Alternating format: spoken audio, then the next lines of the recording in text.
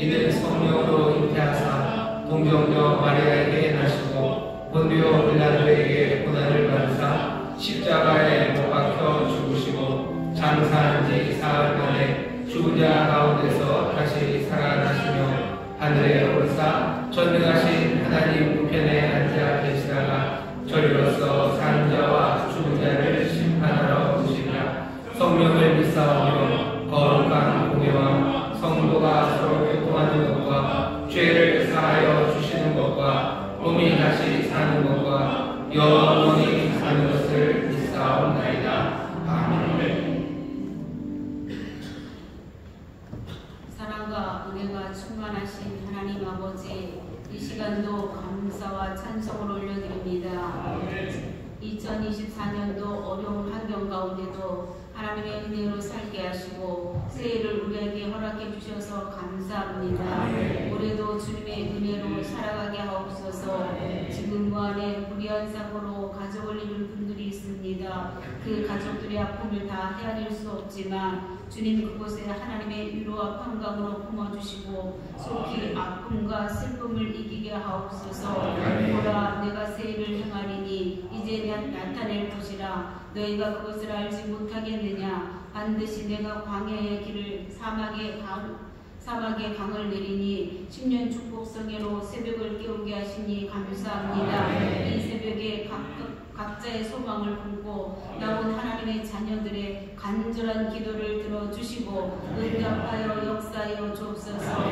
또 새롭게 다짐하는 귀한 시간 되어지게 하여 주옵소서.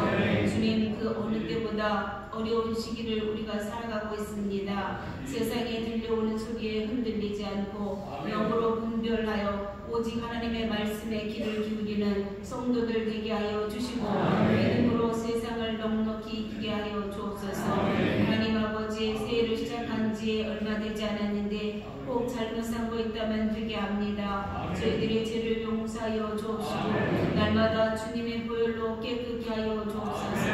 나라를 위해 기도합니다. 주님, 이 나라가 심히 어렵고 혼란한 가운데 있습니다. 지금 어디로 갈지 모르고 방황하고 있사오매 주님, 이 나라를 도와주시고 주님이 계획하신 선한 길로 인도하여 주옵시고 속히 안정을 잡게 하여 주시고 진정한 평화의 나라가 주님이 통치하는 나라가 되게 하옵소서.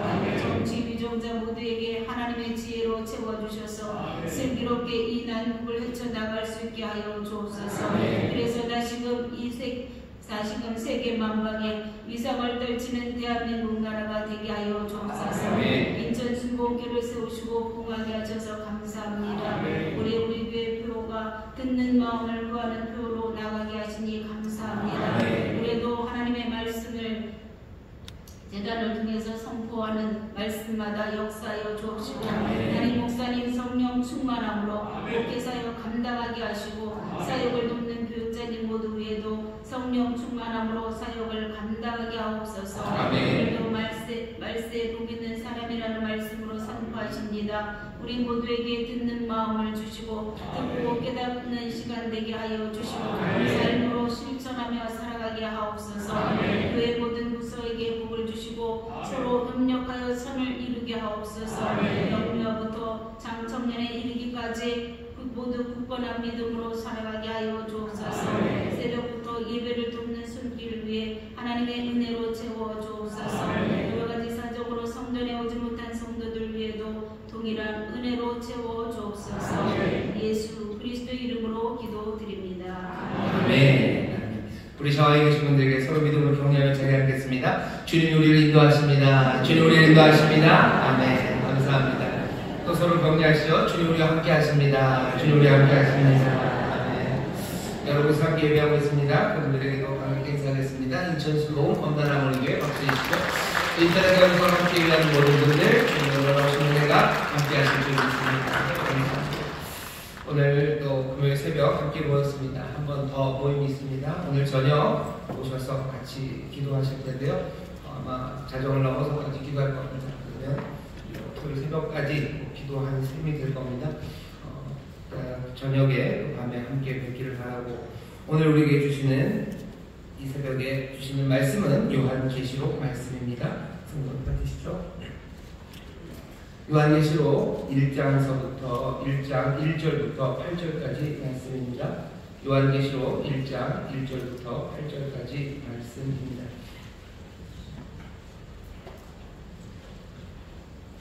다 찾으신 것 같은데요. 한 목소리로 봉독하겠습니다.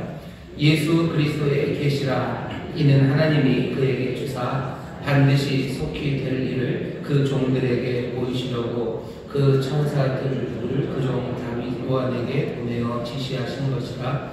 요한은 하나님의 말씀과 예수 그리스도의 증거 곧 자기의 본 것을 다 증거하였느니라.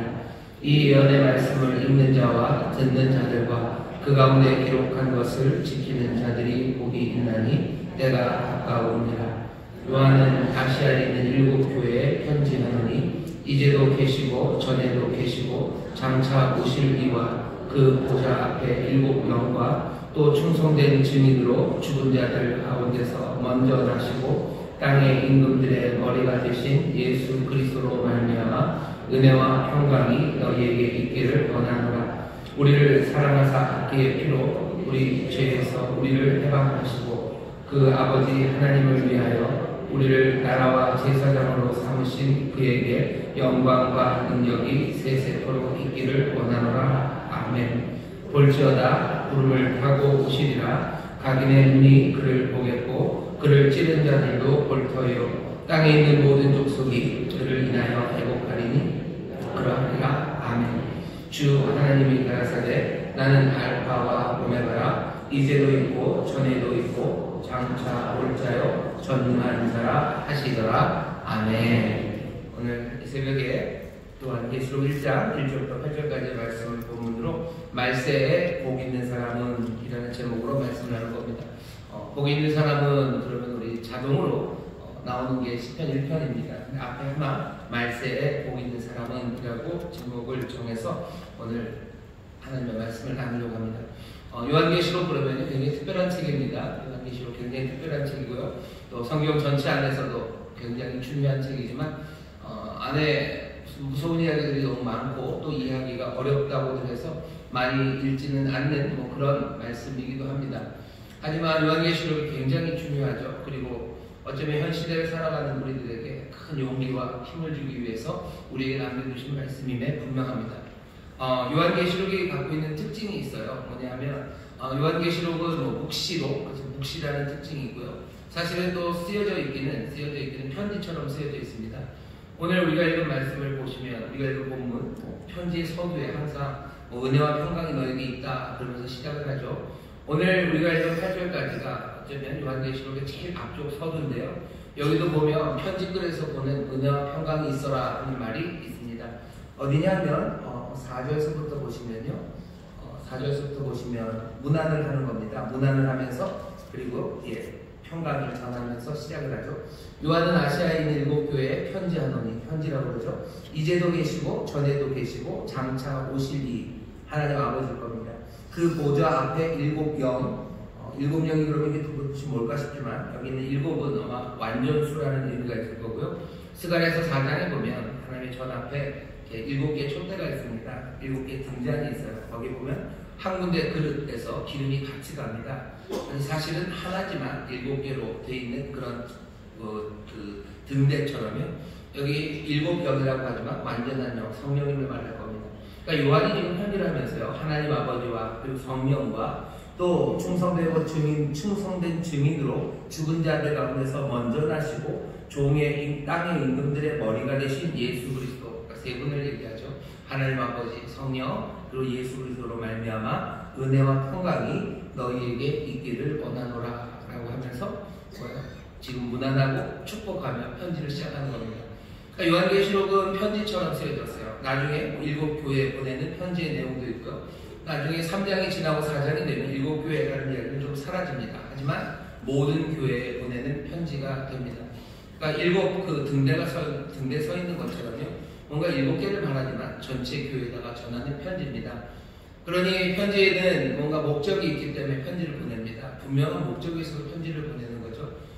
7 교회, 소아시아라는 지금 터키 서쪽에 있는 지역에 있는 교회들 뿐만 아니라 특별히 터키 서쪽에 있는 교회들은 박해가 많았고요. 또 로마의 황제를 막 신으로 숭배하는 그런 분위기가 많았습니다. 어쩌면 로마보다도 더 그래요. 왜냐하면 더 멀리 갈수록 그 로마의 황제에게 충성을 보여야 되기 때문에요.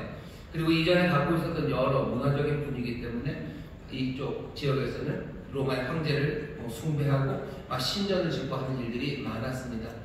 그 교회들에 보내는 편지예요. 살아가면서 세상은 주님 말고 다른 것들을 높이는 그 세상에서 눈에 보이는 건 다른 것들을 높이는 건 너무너무 화려하고 힘세 보이지만 예수 그리스도를 섬기는 그 삶은 늘 가난하고 그리고 약한 그 상황에서 어떻게 살아야 되는지를 쓰는 편지입니다. 그러니까 목적이 분명한 편지입니다. 요한계시록의 목적이 분명한 그 목적은 우리에게도 그대로 적용이 됩니다.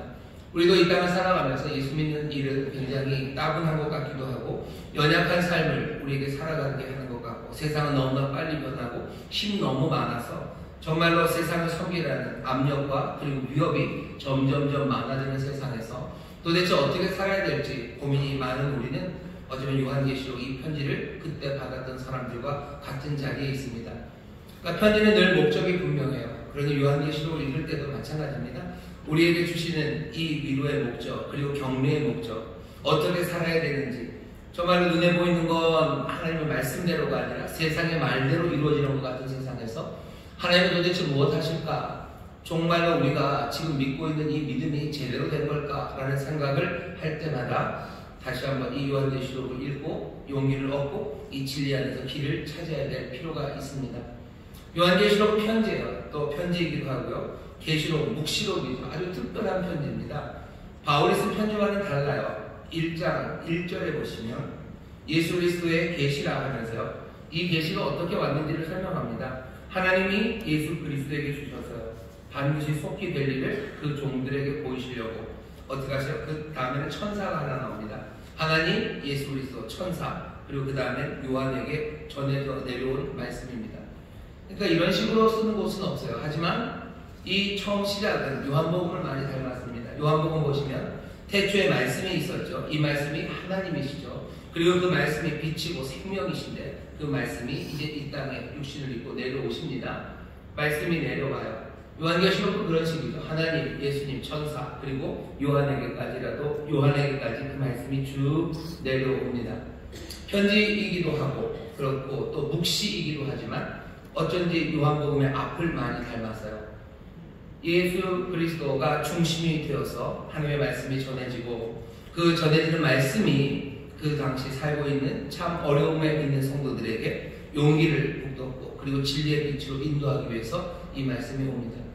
중심은 예수 그리스도예요. 예수 그리스도가 받아서 지금 전하시는 거고요. 그리고 또 우리가 평안을 빌었던 중간에 인상 끝에는 몽땅다 거리다 예수님 얘기입니다. 예수 그리스도로 말미암아 은혜와 평강이 너에게 있기를 원하노라 하고 인사를 한 다음에는 몽땅다 그리스도 얘기죠. 제가 계속 읽겠습니다. 5절 중반입니다. 우리를 사랑하사 그의 피로 우리 죄에서 우리를 해방하시고 그 아버지 하나님을 위하여 우리를 나라와 제사장으로 삼으신 그에게 영광과 능력이 세세토록 있기를 원하노라. 아멘. 그냥 예수님 얘기만 나오면 찬송이 절로 나오는 거죠. 예수 그리스도로 말미암아 우리에게 은혜와 평강이 있기를 원하노라. 그 예수 그리스도는 누구시냐면 우리를 죄에서 해방시키신 분이요. 죄에서 해방시킨 것에서 끝나지 않습니다. 우리를 나라 삼으시고 우리를 제사장 삼으셔서 위대한 사명으로 우리를 부르신 분이세요. 그분에게 영광과 찬송이 다 가야 되겠죠. 그리고 멈출 수 없습니다. 7절입니다. 볼지어다 구름을 타고 오시리라. 각인의 눈이 그를 보겠고 그를 찌른 자들도 볼 터여 땅에 있는 모든 족속들이 그를 인하여 애곡하리니 그러하리라. 아멘. 요한은 지금 예수님 중심으로 그냥 꽉 차 있어요. 그래서 예수님이 은혜와 평강, 예수로 말미암아 지금 전에도 계시고 지금도 계시고 또 오실 그분, 일곱 영이신 그분, 그리고 예수 그리스도 그분에게로부터 은혜와 평강을 전한다라고 말하더니 그냥 예수님 얘기가 나오자마자 터져 나오는 거죠. 우리를 죄에서 구원하시고 우리에게 정말로 사명 주셔서 살아가게 하시고 영광과 찬송을 받으실 분이시고 이제 곧 오실 바로 그분이 은혜와 평강을 전한다고 예수님을 우리에게 다시 한번 전합니다. 요한이 이 말씀을 전하는 것에 하나 빠진 게 있죠. 3절입니다. 3절 보시면 이 예언의 말씀을 읽는 자와 듣는 자들과 그 가운데 기록한 것을 지키는 자들이 복이 있나니 때가 가까우리라. 3절 말씀은 조금 또 이상해요. 편지글에 들어갈 이야기들은 아닙니다. 하지만 3절 말씀은 어디에서 많이 본 거냐면요. 여러분들 시편 1편입니다. 시편 1편 시작이 어떻게 되죠? 복 있는 사람은 이렇게 시작됩니다. 사실은 3장, 이 3절도요, 처음 시작은요, 그렇게 시작이 됩니다. 복 있는 사람은 복 있다 라고 시작이 돼요. 형태가 똑같습니다. 예수님이 이 땅에 오셔서 처음 복음을 가르치시기 시작하실 때 마태복음에서 보시면 심령이 가난한 자는 복이 있나니라고 하죠. 우리는 어순상 심령이 가난한 자는 복이 있나니라고 되어 있지만 원래 어순은 복이 있다라고 시작돼요. 시편 처음 시작도 복이 있다, 복되도다 이렇게 시작되고 마태복음도 그렇게 시작됩니다. 오늘 요한복음 3절도 그렇게 시작돼요. 복이 있다, 복되다라고 하며 시작이 됩니다. 요한계시록 그래서 제가 말씀을 준비하면서 보니까 요한계시록 앞에는 뭐가 많이 들어있어요. 그냥 시편의 처음 시작이 들려오고요. 그리고 성도들이 많이 읽어보았던 편지들, 사도들이 보냈던 편지의 그 앞면이 앞이 있고요. 요한복음의 말씀이 이 처음 시작이 여기에 담겨져 있습니다. 계시가 우리 가운데 내려오고 복 있는 사람에 대한 찬송이 내려오고 그리고 우리에게 은혜와 평강을 전하는 그 인사가 우리에게 들려옵니다. 오늘 우리가 주목해서 보고 싶은 건 3절 말씀입니다. 3절 말씀이에요. 요한계시록 정말 고난 가운데 있고 어려운 상황에서도 하나님의 말씀을 지키려는 사람들에게 지금 이 편지가 오는데, 하늘로부터 오는 이 편지가 오는데 우리에게 전하는 말씀이 있는데 어쩌면 그 한중간에는 3절 이 말씀이 있는 겁니다. 어려운 시절을 살아가는 사람들, 그 사람들 복이 있다 라고 말하는 거예요. 너희들이 복이 있다, 말세에 복이 있다. 그리고 그 복은 어떻게 임하는지를 우리에게 알려줍니다. 오늘 우리가 요한계시록을 받아보는 사람들과 같은 시절에 살아가고 있어요. 우리는 하나님의 말씀이 우리 가운데 옴을 압니다. 예수 중심으로 살아가요.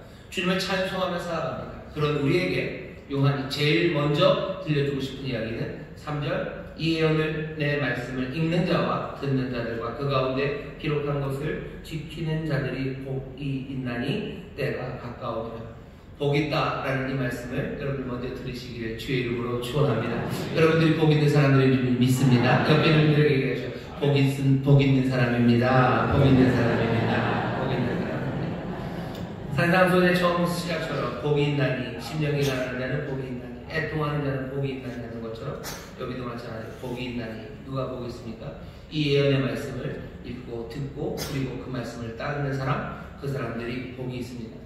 복이 있다는 것에 대해서 조금 설명이 필요합니다. 여기 복이라고 말하는 이 이야기는 당연히 요한은 유대인입니다. 산상수훈에서 팔복을 전했던 마태도 당연히 유대인이고요. 유대인들은 복에 대해서 생각이 다른 사람들과는 좀 다릅니다. 다른 문화와는 달라요. 우리말로 복이라는 단어가 바라크인데요. 바라크 이렇게 되어 있습니다. 바라크가 갖고 있는 그냥 기본적인 뜻은요, 무릎을 꿇는다는 거예요. 복이 무릎을 꿇는 거라고요? 예, 그렇게 이해를 합니다. 그래서 복을 준다 라면 무슨 뜻이 되겠습니까? 사람들, 상대방을 무릎을 꿇리는 거예요.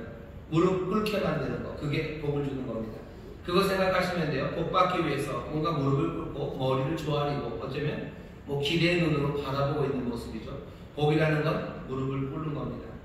복이 무릎을 꿇는다는 생각, 그 생각이 히브리적 생각이라면요, 여기 지금 요한도 그리고 어쩌면 마태도 어쩌면 시편의 첫 번째 1편을 썼던 누구죠? 다윗도 똑같은 생각들을 하고 있을 거예요. 복이라는 건 무릎 꿇는 거예요. 복은 무릎 꿇는 겁니다.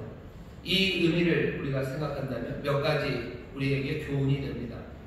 복을 받는다라는 생각을 할 때 우리는 축복의 기준 내지는 축복이 시작되는 것은 하나님으로부터 시작되는 거라고 생각을 하죠. 하나님으로부터 하나님이 이제 시작하시고 주시는 거구나. 아니 근데 히브리 사람들은 어떻게 생각해요? 하나님으로부터 시작되는 게 아니라 복을 받는 우리의 자세에서부터 시작하는 겁니다. 복은 하나님이 먼저 주시는 게 아니에요. 복은 먼저, 복이라는 것 자체 시작은요, 우리가 그 앞에 무릎을 꿇는 겁니다. 그러니 하나님은 우리에게 무엇을 주시는가? 그게 문제가 아니에요. 우리가 어떤 자세로 하나님 앞에 나가는가가 문제입니다. 우리가 복 받기를 원하고 복이 있는 사람이 되기를 원합니다. 그럼 하나님이 우리에게 뭘 주실까가 문제가 아니에요. 내가 하나님 앞에 무릎 꿇는 거, 거기서부터 시작하는 겁니다. 말세에 복 있는 사람은 그런 사람이에요. 여러분들 심령이 가난한 자가 복이 있다죠. 복 있다, 심령이 가난한 사람. 생각해 보셔요. 심령이 가난한 사람들은 어떤 자세겠습니까? 애통하는 자는 어떤 자세겠습니까? 심령이 가난하고 애통한 사람들, 의에 줄이고 목마른 사람들, 그 사람들은 주님 앞에, 하나님 앞에 무릎 꿇는 사람들이에요. 내 삶에 눈물이 철철 나는 사람들, 그 사람들은 어떻겠습니까? 그 앞에 무릎을 꿇겠죠. 복이 있다, 심령이 가난한 사람들, 복이 있다, 애통하는 사람들, 복이 있다, 마음이 온유한 사람들이에요. 마음이 온유한 사람들은 하나님 앞에 무릎 꿇습니다. 교만하고 마음이 터프한 사람들, 뭔가 폭력적으로 하겠다는 사람들은 하나님 앞에 무릎 꿇을 일이 없어요. 하지만 마음이 온유한 사람들, 애통하는 사람들, 의에 줄이고 목마른 사람들, 정말로 화평탈멸하는 사람들, 그 사람들은 하나님 앞에 나와서 무릎을 꿇습니다. 우리에게 복이 있다, 복이라는 것에 대해서 세상 문화가 그리고 사람들이 생각하는 바가 다 달라요. 하지만 적어도 여기 요한계시록을 기록한 요한이 마태복음을 적으며 하나님 예수님을 기록해서 우리에게 소개했던 그 마태가 그 시편의 위대한 찬송과 그 아름다운 노래로 우리의 신앙을 복돋았던 그 사람들이 갖고 있었던 복에 대한 생각입니다. 복은 무릎을 꿇는 거예요. 내가 시작하는 겁니다. 내가 주 앞에 무릎 꿇기 시작할 때 그때부터 복이 시작됩니다. 복이라는 게 무릎 꿇는다라는 의미, 거기에는 우리가 생각하는 복의 내용 그런 건 아무것도 없어요. 거기에 무슨 안녕이라는 얘기도 없고요. 무릎을 꿇는 거에는 뭔가 부요함에 관한 이야기도 없어요. 복이라는 것이, 복의 내용이 아무것도 들어있지 않다는 거, 그거 생각하시면 성경에서 우리에게 말하는 복된 삶들, 우리에게 주신 약속들이 하나하나 의미를 찾아가기 시작합니다. 하나님 앞에 무릎 꿇는 거예요. 하나님 앞에 엎드리는 겁니다. 그 자체가 복이라는 거죠. 겸손히 하나님 앞에 엎드리고 그분과 동행하는 삶, 그 자체가 우리에게 한없는 복이 됩니다. 여러분들 생각해 보세요. 아브라함 생각해 보세요. 아브라함이 어떻게 삽니까? 아브라함을 보시면 본토 친척 아비집을 떠나 가나안으로 갑니다. 그 가나안으로 간 아브라함의 삶은 고난의 연속이에요. 외로운 삶이죠. 그 외로운 삶을 살아갑니다. 기근이 닥치면 아브라함은 하나님이 기근에 어떻게 먹을 거를 그냥 뒷문으로 계속 대주신 게 아니에요.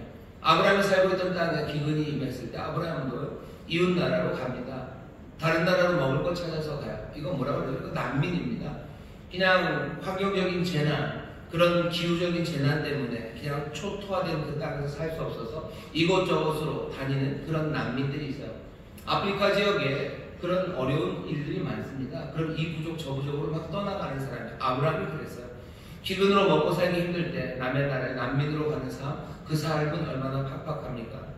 가족 내 갈등이 심했습니다. 그래서 뭐 죽이네, 죽네, 쫓아내네, 만회하는 그런 여러 가지 어려운 일들, 그 난감한 처지에 놓인 적도 많았고요. 심지어는 어렵게 얻은 아들, 그 아들을 하나님께 바쳐야 되는 그런 상황도 있었어요. 아브라함의 삶이 이게 어떻게 복입니까? 이 모든 어려움들, 그리고 이 모든 믿음으로 걸어가야 되는 그 길들이 결국은 이 아브라함을 무릎 꿇게 하는 거죠. 그냥 믿음으로 살게 하는 거죠. 하나님 바라보며 하나님 앞에 엎드려 살게 합니다. 그 삶이 어떻게 또 많은 사람들을 하나님 앞에 엎드리는 삶으로 이끌어 갑니다. 모든 민족이 하나님 앞에서 복을 받게 하시겠다고 하셨어요. 어떻게 복을 받게 합니까? 물이 바다를 넘는 것처럼 여호와라는 지식이 온 땅에 퍼져가는 거예요. 온 땅에 퍼져가 여호와라는 지식으로 가득 차면 사람들은 교만한 마음을 다 버리고 그 삶을 이 세상에 온전히 주가 되시고 이 세상을 다스리시고 이 세상 모든 것에 아버지가 되시는 그분 앞에 무릎을 꿇겠죠. 세상을 복되게 한다는 게 우리가 돈을 머스크처럼 많이 벌어서 한 4천 돈쯤 들고 있어서 사람들을 막 부자 되게 하는 거, 그런 생각이 전혀 없습니다. 구약에는 없어요. 근데 너 그리고 네 자손을 통해서 세상 모든 민족이 복을 얻게 하겠다고 하셨죠. 그 그림 안에는 무슨 그림이 있는 거예요? 모든 민족이 하나님 앞에 가서 무릎 꿇게 하겠다는 거예요. 그냥 정복의 신 앞에 그냥 피철철해서 의도 터져서 무릎 꿇는 게 아니라 정말로 하나님의 은혜와 그 긍휼 앞에, 그 아름다우심 앞에, 그리고 그 온전함 앞에 모두가 다 무릎 꿇게 하시는 것, 그것이 하나님이 기대하시는 세상 모두가 다 복을 받게 하실 일이에요. 그것이 구약의 꿈이었던 것을 생각하면 복이라는 게 무릎 꿇는 것이구나, 정말로 하나님 앞에 무릎 꿇는 것, 하나님 앞에 엎드리는 것, 그것이 복이구나 라는 것을 우리가 기억하고 마음에 담아둘 수 있습니다. 여러분들이 이 복의 길을 주의 이름으로 축원합니다. 이 복의 길을 주의 이름으로 축원합니다. 다윗 시대에만 그렇게 하나님 앞에 무릎 꿇는 게 아니에요. 잘 생각해 보세요. 시편 1편을 보세요. 복이 있습니다. 처음 시작이 그렇게 돼요. 복이 있다. 누가 복 있습니까? 죄인의 악인의 꾀를 쫓아 죄인의 길에 서지 않아요. 오만한 자의 자리에 앉지 않습니다. 오직 여호와의 말씀을 묵상하는 사람들, 그 사람이 복이 있어요. 여기 이 사방으로 튀어다니는 사람들, 그 사람들 당연히 복이 없죠. 왜? 복이라는 건 무릎 꿇는 겁니다. 복 있는 건 무릎 꿇고 주님의 말씀을 묵상하는 사람들, 그 사람이 복 있다고 시편 1편에서 얘기하죠. 거기에는 일단은 없어요. 뭔가 잘 되고는 거 없습니다. 그 뒤에는 그냥 있는 그 뒤에는 시절을 쫓아 과실을 맺고 잎사귀가 마르지 않고 시냇가의 심나무처럼 그렇게 든든히 서 있는 사람, 그 사람이 복 있는 사람이라죠. 오늘 여기 요한계시록에서 요한이 말합니다. 복 있다, 복 있다. 누가 복이 있습니까? 이 예언의 말씀을 읽는 자, 그리고 듣는 자, 그 가운데 기록된 것을 지키는 자들이 복이 있습니다. 무릎 꿇은 사람이 읽는 것 같아요. 잠깐 그 생각을 주셔야 돼요. 복 있는 사람이 여호와의 말씀을 묵상하죠. 그러니 여러분들 어떻게 하셔야죠? 이 예언의 말씀, 어쩌면 요한계시록 자체일 수 있습니다. 이 요한계시록을 읽고 또 이것을 듣고 이것을 따르는 사람이 복이 있어요.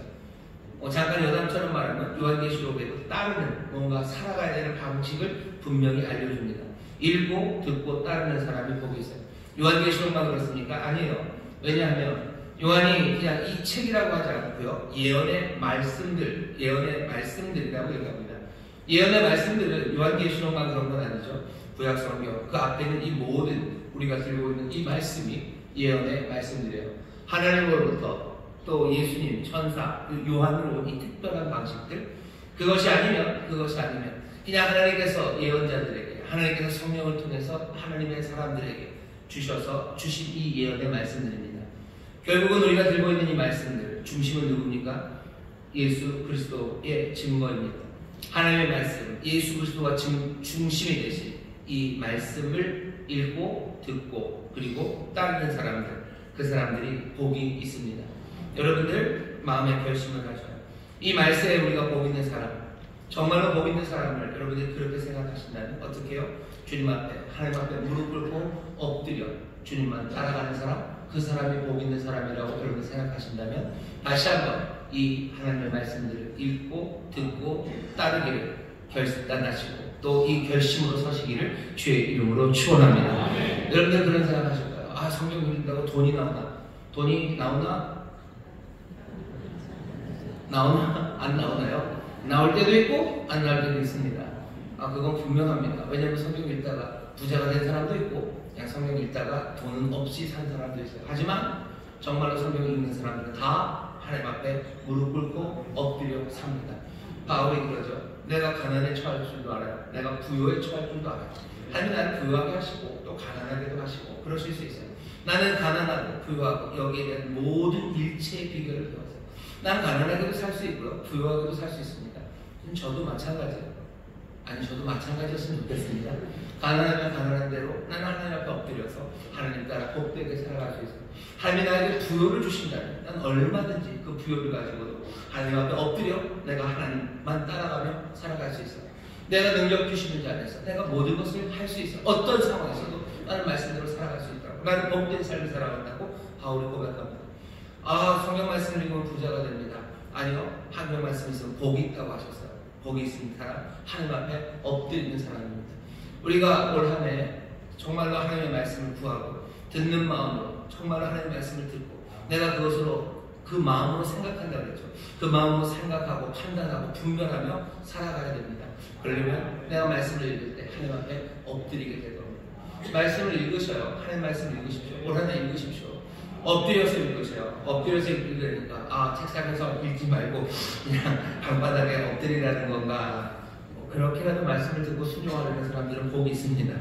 하지만 읽는다는 이야기는요, 말 그대로 읽기 시작하십시오. 겸손하게 무릎 꿇고 읽으셔요.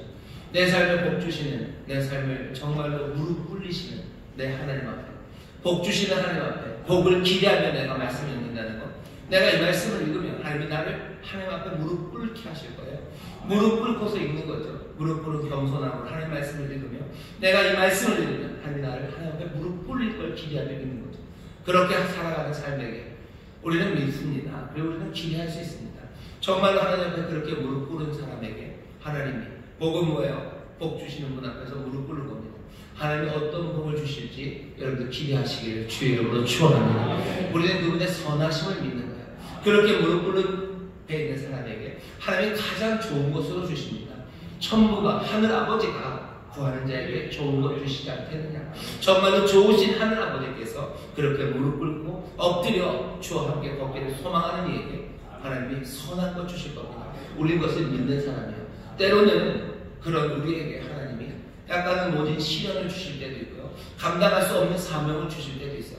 하지만 그것을 우리는 하나님 내 아버지가 선하신 분이시니 천부께서 내게 주시는 것, 내 사랑하는 주님이 나에게 맡기시는 일이라면 난 얼마든지 그것을 기쁨으로 영접하고 받아 살아갑니다. 하나님의 말씀을 읽으시기를 주의 이름으로 축원합니다. 읽으시기를 주의 이름으로 축원합니다. 겸손하게 그 기대를 가지고 읽으세요. 그러면 하나씩 말씀이 깨달아지기 시작합니다. 지난주였나요? 예수님의 질문에 대답해야 된다고 그랬죠. 우리가 하나님의 말씀을 읽고 말씀 앞에서 질문하기 시작할 때 대답이 안 오는 이유가 뭐야? 우리가 진지함이 없기 때문에. 내가 무릎 꿇을 삶에 대한 진지함이 없고 하나님이 나를 무릎 꿇으실 거에 대한 기대가 진지하지 않기 때문에 하나님의 말씀을 읽어도 그냥 팅팅팅팅 튀겨나가는 거죠. 내가 무릎 꿇고 내가 이 말씀을 읽으면 하나님이 나를 복되게 하시려 주님 앞에 더 무릎 꿇게 하실 것을 내가 기대하고 읽는다면, 그렇다면 점점 더 우리에게 대답이, 그리고 하나님이 우리에게 비추시는 빛이 우리 가운데 임하게 될 줄 믿습니다. 그런데 그 마음으로 읽으시는 우리 인천수 목회 성도들 되시기를 주의 이름으로 축원합니다. 그 다음에 어떻게 하셔야 돼요? 들으셔야 돼요. 듣는 건 뭡니까? 읽는 것과 듣는 건 좀 다릅니다. 읽는 건 혼자 읽는 거예요. 성도들은 혼자 성경 읽어야 됩니다. 혼자 읽어야 돼요. 목사님, 제가 한글을 모르는데요. 조용히 얘기해 주세요. 그러면 우리 교회에서 한글 공부가 있습니다. 쥐도 새도 모르게 있습니다. 굉장히 성실하게 공부를 하십니다. 정말로 예, 얘기해 주세요. 그래서 하나님 말씀 읽기 시작하면, 내가 읽기 시작하면 이건 좀 삶이 얘기가 달라집니다. 읽는 건 혼자 읽는 거예요. 성도들은 혼자 성경을 읽을 수 있어야 됩니다. 개인이 홀로 서야 돼요. 뭔 얘기인지 잘 모르겠는데요. 그럼 물으세요. 그리고 배우세요. 조금이라도 배우기 시작하셔요. 그리고 내가 사랑하는 말씀 안에 여러분들 들어가시며 혼자 읽으셔야 되는데, 읽는 것으로만 끝나지 않습니다. 들으셔야 됩니다. 듣는다는 건 당연히 혼자 하는 것은 아니에요. 물론 내가 읽고 내가 들을 수도 있어요. 그건 뭔가 감각적으로 배움을 얻는 거죠.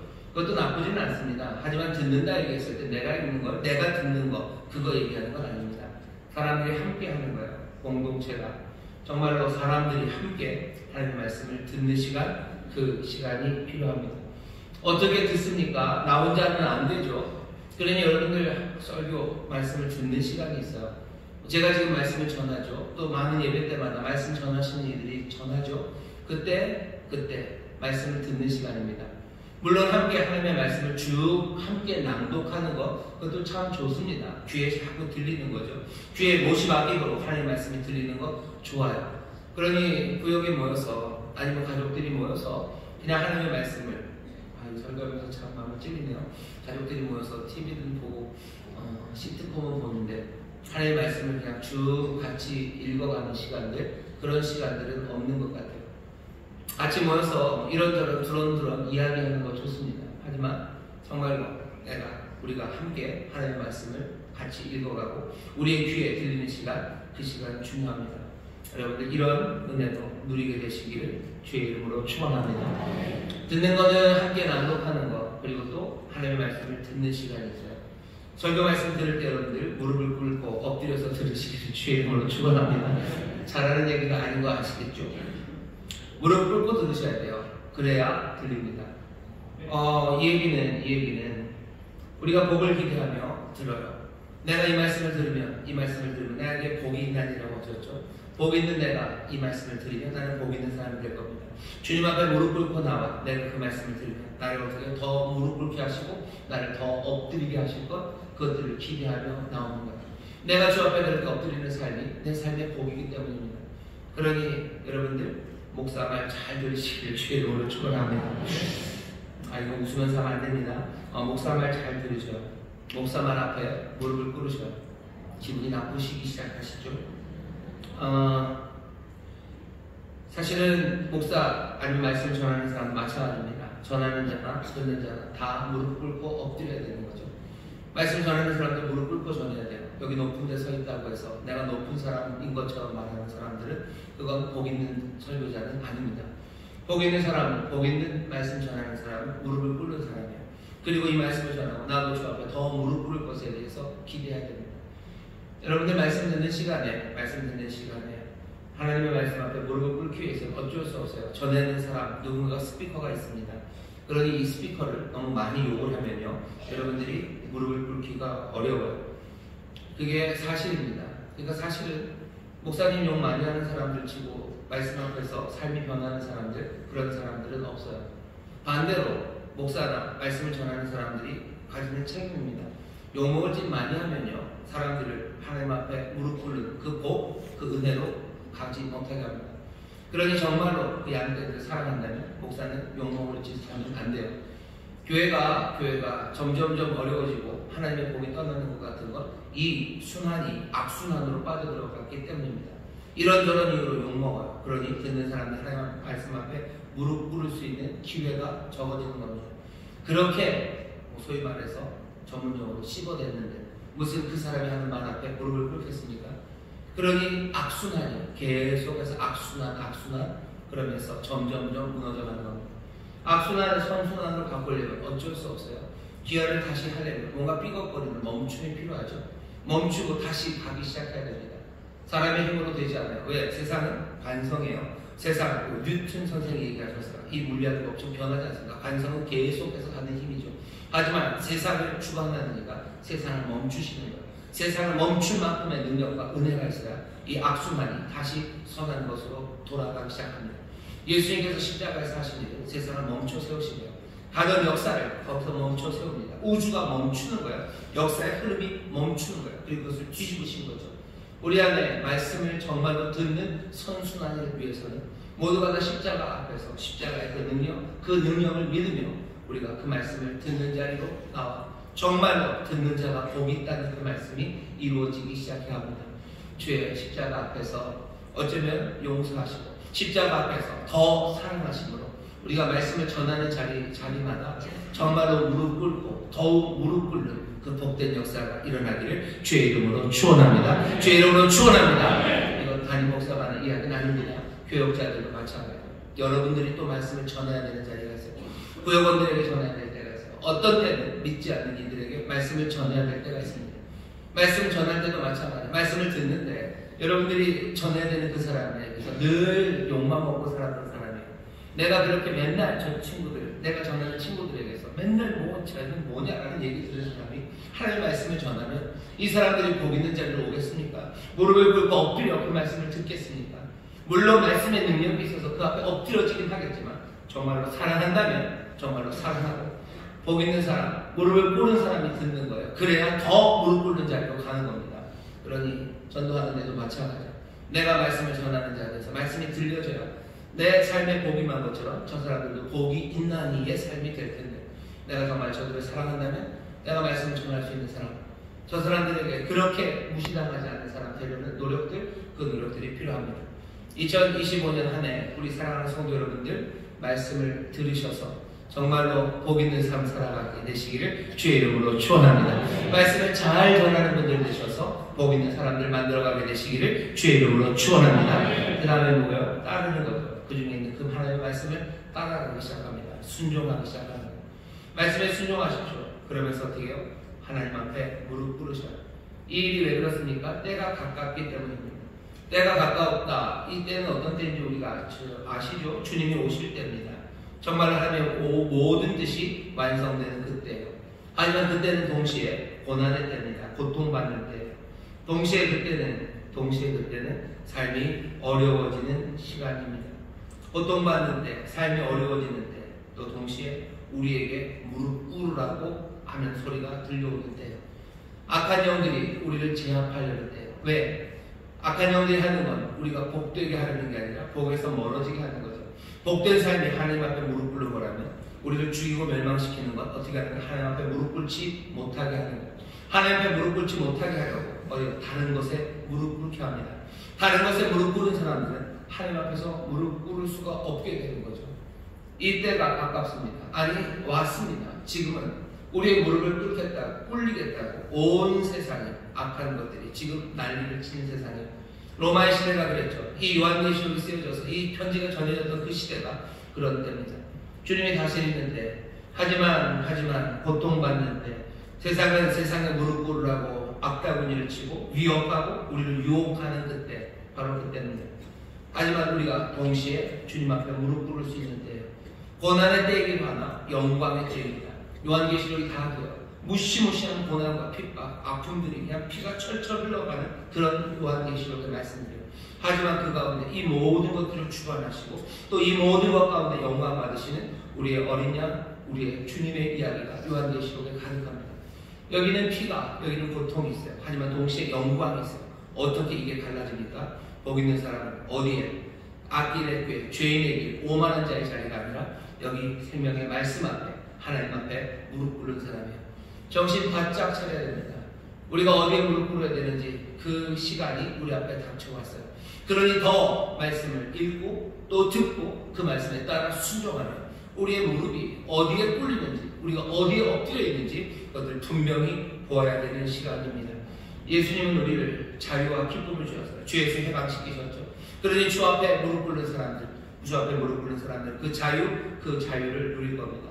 우리가 세상에 무릎 꿇기 시작하면 자유를 누릴 것 같지만 아니에요. 우리는 두려움과 염려 그것에 주눅들고 세상에 끌려다니게 될 겁니다.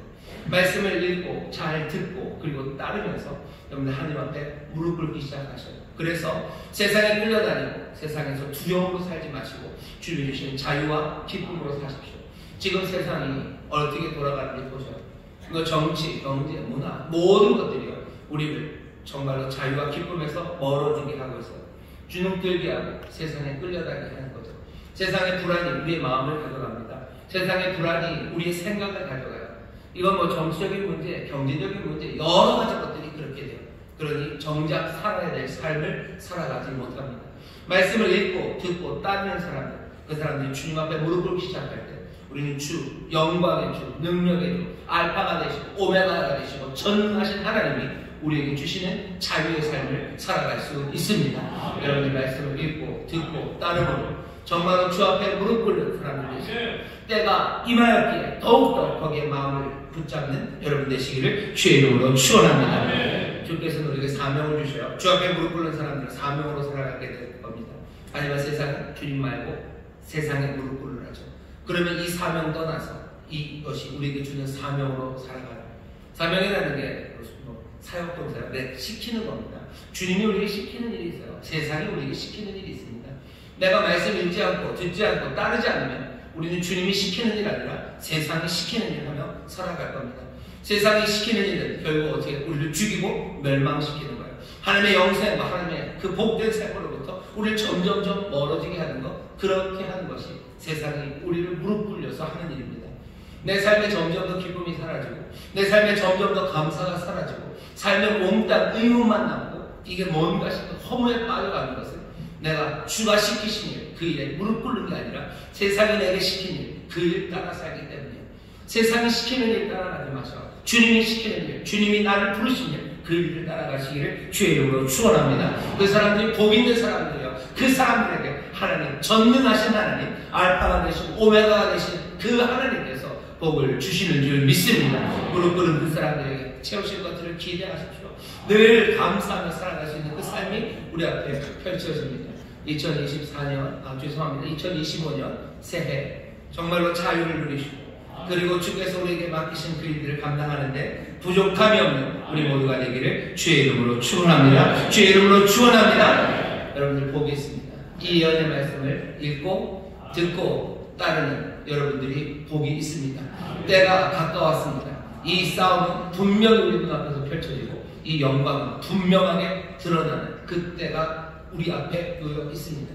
분명한 싸움이 우리 앞에 있어요. 그리고 분명한 영광이 우리 앞에 있습니다. 그러니 더욱더 말씀을 읽고 듣고 따르는 데 힘써서 정말로 복 있는 사람들 되시기를, 이 말세에 복 있는 사람들 되시기를 주의 이름으로 축원합니다. 주의 이름으로 축원합니다. 기도하겠습니다. 하나님 감사합니다. 복 있는 사람들, 아버지 하나님 정말로 죄인의 길을 따르지 않고 악인의 꾀 쫓지 않고 아버지 하나님 오만한 자의 자리에 앉지 않습니다. 오직 여호와의 말씀을 즐거워하여 취하러 묵상하는 사람들입니다.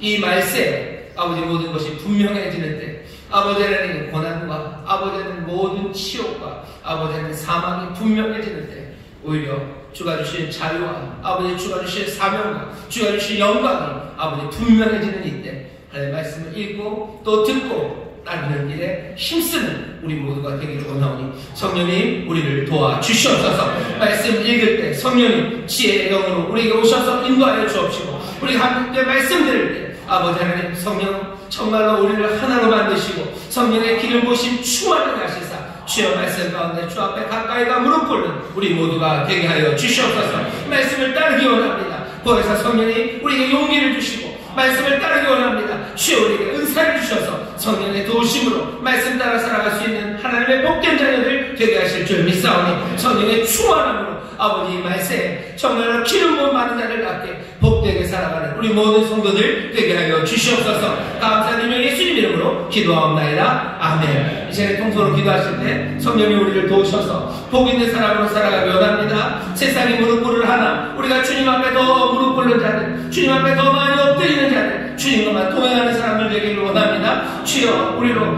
말씀을 읽고 또 이 말씀을 듣고 이 말씀을 따르는 일에 부족함이 없도록 성령이 우리를 도와주시옵소서. 지혜의 영으로 충만케 하여 주시옵소서. 성령이 우리 하나로 묶어주시옵소서. 성령이 우리에게 능력을 더하여 주시옵소서. 주여 세번 기부시고 통성을 기도합니다. 주여 주여 주여 아버지 감사합니다. 아버지 내가 이만이 아버지 주님을 prosperity 아버지 우리가 주님 앞에 너무 부르는데 아버지 주님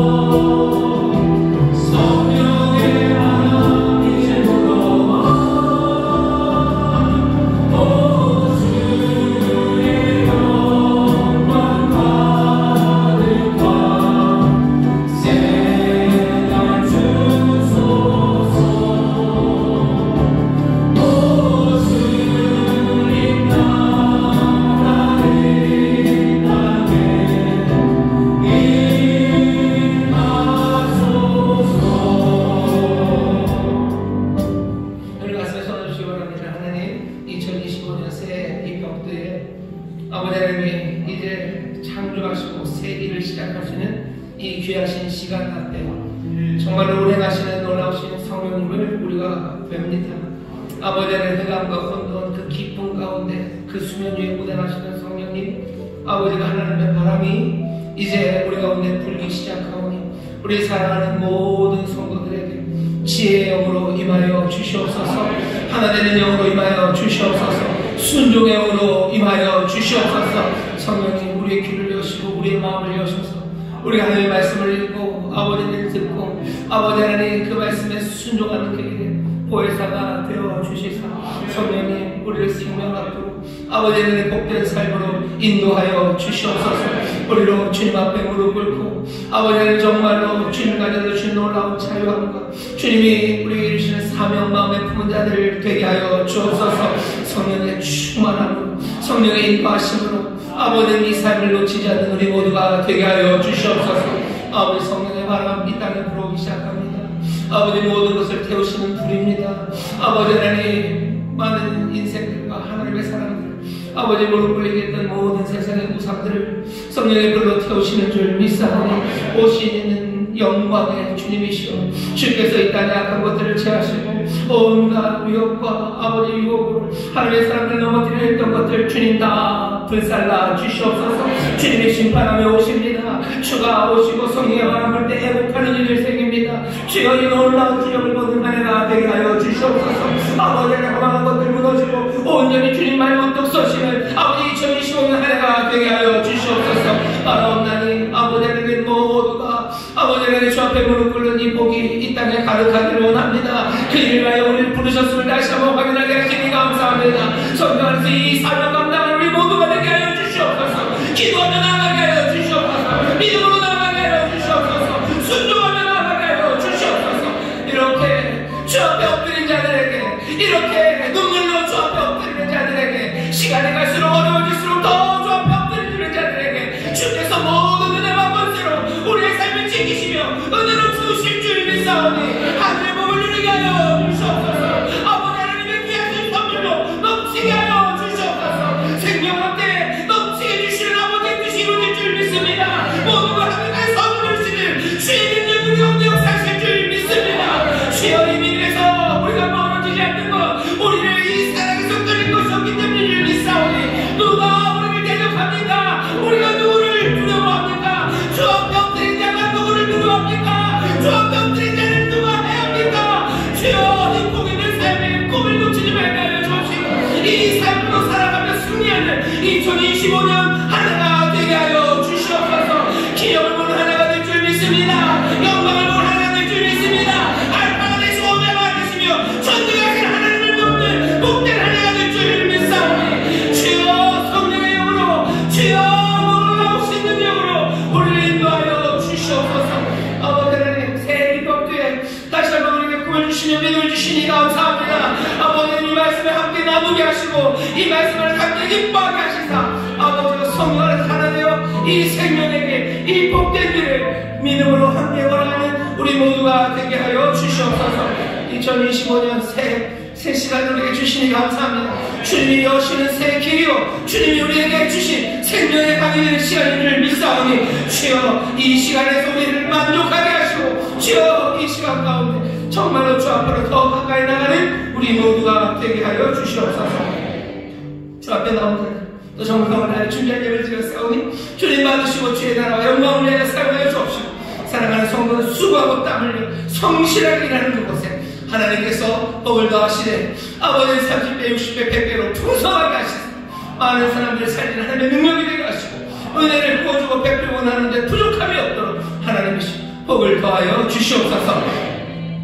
특별히 아버지 하나님께 기도합니다. 우리 사랑하는 자녀들 믿음에 굳건하게 서게 하시고 아버지 하나님 주님 더 사랑하며 주님 사모하며 주를 따르게 하시고 주여 주의 사랑 안에서 아버지 하나님의 살아계심과 우리 주의 놀라우신 은혜와 그 능력을 증거하는 귀한 삶이 되도록 주님 함께하여 주옵소서. 특별히 공부하는 우리 자녀들에게 지혜를 주시고 아버지 하나님의 말씀을 사모하며 살아가는 일을 되게 하셔서 정말로 하나님의 나라를 위해서 쓰임받는 일을 되게 하여 주옵시고 아버지 우리 노님의 부모님들 위하여 기도합니다. 주님 정말로 주님 오시는 그날까지 또 주께 가는 그날까지 주가 평강으로 지키시고 강건함으로 지키시사 아버지 시간이 갈수록 점점 더 아름다운 소망으로 아버지 주 안에서 큰 기쁨과 감사가 넘치는 우리 귀한 부모님들 되게 하여 주옵시고 아버지 육체의 연약함 주여 우리에게 시간이 가면 오지만 아버지 그것에 넘어지고 그것 때문에 절망하지 말게 하여 주옵시고 날마다 주가 주시는 활기로 주님이 주시는 생기로 살아갈 수 있도록 주님 복을 더하여 주시옵소서. 감사드리며 예수님 이름으로 축복하며 기도하옵나이다. 아멘. 아멘. 이제는 우리 주 예수 그리스도의 무한하신 은혜와 아버지 하나님의 극진하신 사랑과 성령 하나님의 교통하심과 충만케 하심과 역사하심이 오늘 함께 예배한 우리 사랑하는 모든 성도들 위해와 그들의 사랑하는 가정, 구역, 일터, 주가 핏값으로 사신 이 귀한 교회 또한 주님 긍휼히 계시는 이 나라 이 민족 위에 이제부터 영원토록 함께 하시기를 간절히 축원하옵나이다. 아멘. 아버지 하나님의 말씀을 읽는 하나님 되게 하시고 들리는 하나님 되게 하시고 나라는 하나님 주여 무릎 꿇고 또 무릎 꿇고 하게 하시옵소서. 우리 예배를 받으시고 기대 응답하신 하나님께 감사함과 박수를 드립니다. 감사합니다. 평안히 가십시오. 주님 함께 하십니다. 나가시면서 서로 격려하셨으면 좋겠어요. 주님이 복을 주십니다. 복이 있으십니다. 복된 분이십니다. 복이 있습니다. 복 받으세요. 평안히 가십시오.